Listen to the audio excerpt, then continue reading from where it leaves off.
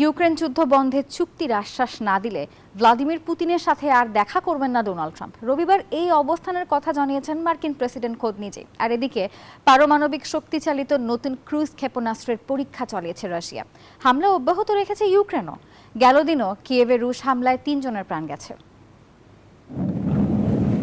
আগামী বছরের ফেব্রুয়ারি মাসে রাশিয়া ইউক্রেন যুদ্ধের ৫ বছর পূর্ণ হতে যাচ্ছে। তবুও যুদ্ধ থামার কোনো আভাস নেই।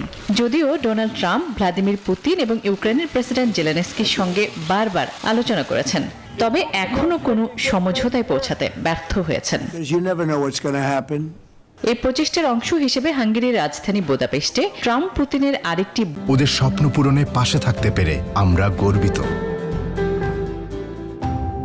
বৈঠক হওয়ার কথা ছিল, কিন্তু তাও ভেস্তে গেছে।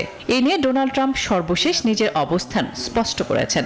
সাফ জানিয়েছেন ইউক্রেন শান্তি চুক্তির আশ্বাস না পেলে পুতিনের সঙ্গে আর কোনো বৈঠকে বসবেন না তিনি। রোববার এশিয়া সফরের প্রাক্কালে এমন মন্তব্য করেন ট্রাম্প।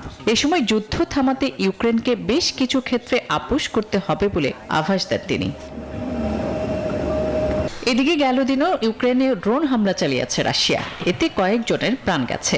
অন্যদিকে পারমাণবিক শক্তি চালিত নয়া একটি ক্রুজ ক্ষেপণাস্ত্রের পরীক্ষা চালিয়েছে রাশিয়া। ক্ষেপণাস্ত্রটির নাম ভুরেভস্টোরিক।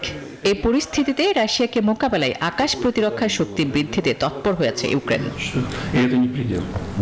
আসমাতুলি, নিউজ 24।